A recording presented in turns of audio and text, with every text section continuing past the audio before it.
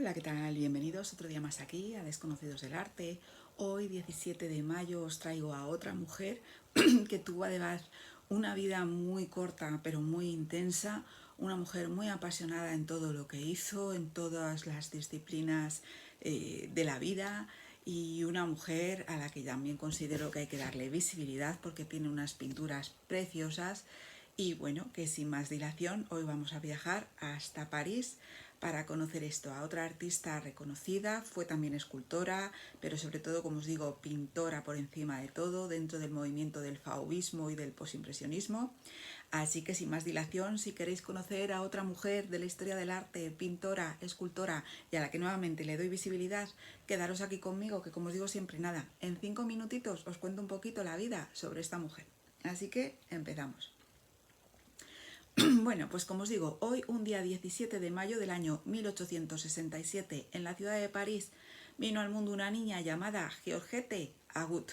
Georgette Agut fue una hija de padres artistas. Su padre fue también un pintor muy importante y su madre también dibujaba y hacía retratos.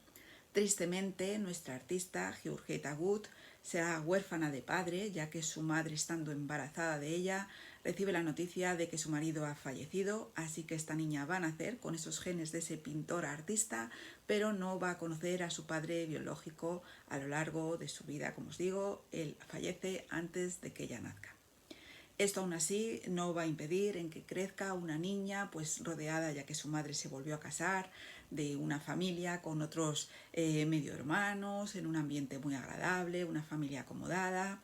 Es una niña que, bueno, que en un primer momento comenzó a estudiar escultura, quizá por aquello de esa rebeldía, ¿no?, de no ser exactamente igual que sus padres. El mundo del arte siempre le había llamado la atención, pero quizás en un primer momento de rebeldía juvenil y adolescente, por no ser como sus progenitores, decidió inclinarse por el estudio de la escultura, algo que tampoco se le dio nada mal.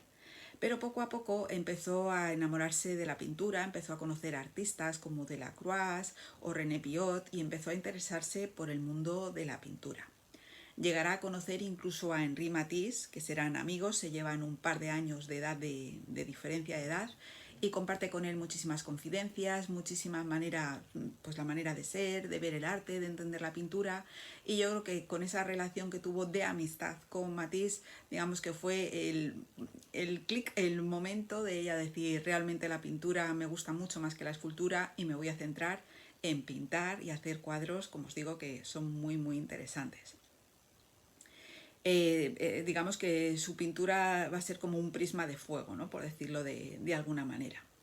Con el paso de los años, ella tuvo un primer matrimonio fallido, se casó con un crítico de arte con el que parecía que iban bien las cosas, pero este la engañó con una modelo y ella, aunque estábamos en la época que estábamos, en el siglo XIX, dijo: mira, esto va a ser que no, se divorció y con el tiempo conoció al que realmente va a ser el gran amor de su vida y con el que realmente va a compartir todo. Él era Marcel Sembat. Era un hombre que era político, pero también le gustaba el mundo del arte, y la verdad es que los dos se compaginaban muy bien, hacían muy bien, muy buen equipo, muy buen tándem, y hacían todo juntos. Ya os digo que él era político y ella pues un artista, pero se llevaban fenomenal, y la verdad que ahí fue una relación muy muy bonita y muy intensa y muy apasionada. Como os digo, ella va a ser una gran artista, empezará a exponer en un primer momento en el año 1903, empieza ya a exponer en ese Salón de los Independientes de París, expondrá en el Salón de Otoño. Sus primeras exposiciones individuales también van a ser todo un éxito, y ya desde el 1908 se la empieza a dar su lugar en el mundo del arte.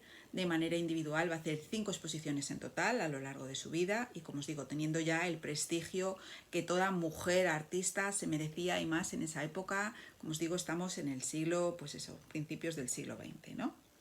Era una mujer que parecía, pues eso, que pintaba, le gustaba mucho, tenía una casa de campo de la zona de la montaña, y le gustaba mucho pintar acuarelas, transfiguraba los objetos a través del color, ¿no? Ella renegaba esa idea del renacimiento, de cómo se pintaba con anterioridad, le daba un nuevo punto de vista, y hacía unas acuarelas realmente preciosas, ¿no? Estaban muchos paisajes llenos de mucha expresividad. Era también minimalista. y era una mujer que parecía que era feliz, que tenía pinturas, tenía una trayectoria increíble, como os digo, participó en importantes exposiciones colectivas en París, amaba la naturaleza, se dedicó también, le empezó a gustar el tema del alpinismo y ahí fue, digamos, el detonante, el tema del alpinismo que llevaría a que su vida se truncara. Y os explico un poco por qué. Como os digo, ella hacía todas las actividades en conjunto con su marido, con Marcel Sembat, y en uno de estos paseos realizando alpinismo, pues su marido fallece. Ella, digamos que el shock que le produce la pérdida de su marido es tal que han pasado 12 horas desde que ha fallecido su marido, ella está paseando por esa zona y por esa casa de la montaña y se da cuenta que no puede vivir sin él. Y entonces pues llega a su casa, va a escribir una carta o una misiva diciendo pues que han pasado 12 horas desde la ausencia de su marido y que llega tarde. Y no se le ocurre otra cosa que sentarse en su sofá, coger una pistola y pegarse un tiro en la boca, por lo que se suicida y nos deja con apenas 55 años.